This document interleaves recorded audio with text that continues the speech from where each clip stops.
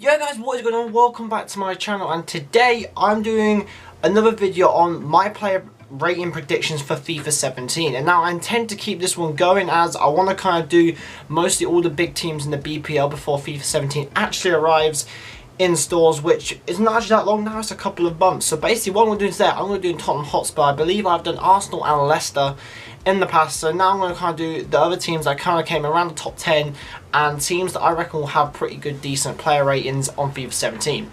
Okay guys, starting at number 1 we have gone for Hugo Lloris, and in my opinion Hugo Lloris is easily in the top 5 best goalkeepers in the world, let alone the Premier League. So I've given him an 87 rating on FIFA 17, as I really think, especially the Euros, now he showed that he does deserve it, and now last season with Tottenham he really does deserve it also. Up next guys is Kyle Walker. I've given him a +1 upgrade. I think that also at the Euros as well he played amazing and he had a really solid season for Tottenham, and they had Kevin Trippier who Kyle Walker obviously it was always going to start above anyway, but Kyle Walker really showed why he deserved to be the first choice right back at Tottenham and one of the best right backs in the Premier League last season. Going on to the first centre back position, I put Tony Alderweireld, and I give him quite a bumper upgrades. I think he was one of Tottenham's best players, or definitely one of their best defensive players last season. He scored a few good goals from last season also, and he was solid at the back, especially last season he was playing for Southampton. Not a lot of people really saw his potential kind of thing, but I really think he had a really good season with Tottenham, so I gave him an 83 rated for FIFA 17, and that is some amazing stats for a centre back. Up next guys, I was tempted to put Wimmer in centre back, so I'm only doing first team 11. If you want me to do subs, let me know down below by the way guys, and I'll do subs also.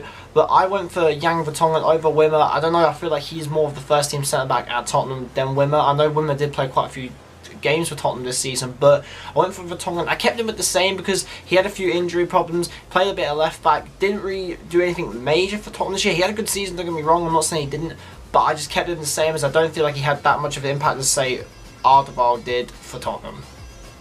Okay guys, at left back, obviously Danny Rose. I gave him an upgrade because I feel like he broke into the England squad this year. He was a first choice left back for England, even though England didn't really have that many other options, but nevertheless he had a decent Euros I guess, and overall he was pretty good for Tottenham last year. He is a good left back in my opinion for England and Tottenham. They also have Ben Davies, I know, but I put Danny Rose obviously in the first team 11 because he's actually the first choice left back over Ben Davies, and in my opinion he deserves the upgrade because fullbacks are underrated on FIFA, like the likes of Kyle Walker and like Alaba and Baines and that. Probably not Baines so much now, but fullbacks are really underrated on FIFA. I do think they deserve bigger upgrades than what FIFA actually do give them. Moving on to the centre mid position, I've gone for Moussa Dembele. I've also given him an upgrade because he did get a team of the season card for the most consistent, and he was pretty decent for Tottenham. He wasn't that majorly impactful towards the end of the season because he got that well no, he's got a suspension from that Chelsea game now, I do believe, I'm not 100% sure, but I did give him an upgrade from his previous overall because most of these players are upgrades because Tottenham had a really good season. He was one of the key players for Tottenham in that central midfield role, and yeah guys, so I gave him an upgrade to an 81 overall. Moving on to Eric Dyer, this is one of the big ones. I gave him an upgrade from a silver to a gold this year. I was going to give him around an 80 overall, but I didn't know whether or not he's got to that stage. He's had a really good first season at Tottenham, but does he really deserve to be into the 80s overalls yet?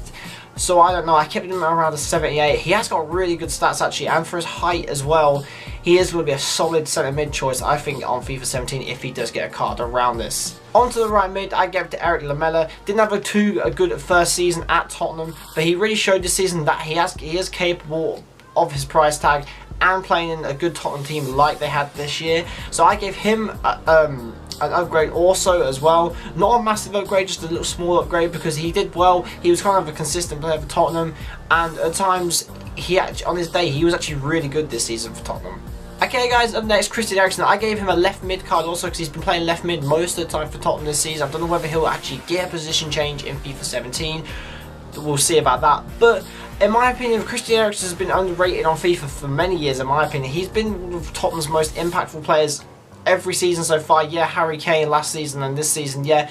But he deserves to be probably not the high 80s, but he deserves to be at least midway between. So I gave him an 84 card. He might even get an 85 maybe, but he did have a quieter season compared to the likes of Dele Alli and Harry Kane, so it might be hard for him to get into that category this year, but I do think 84 is a deserved card for Christian Eriksen. Okay guys, second to last, and you know who these two are. In the cam / centre mid role, I've gone for Dele Alli. I finally broke him into the 80 barrier, which I really do think he will get next year on FIFA 17.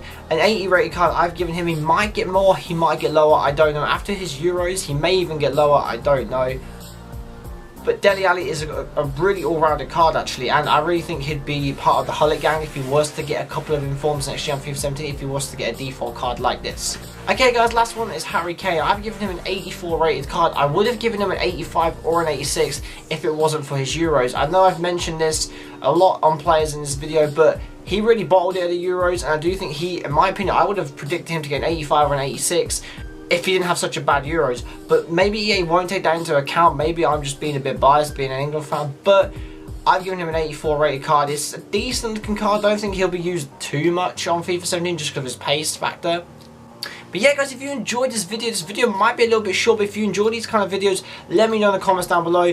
Hit that like button if you enjoyed the video, and if you're new around here, please hit that subscribe button. It really does help, and I'll speak to you guys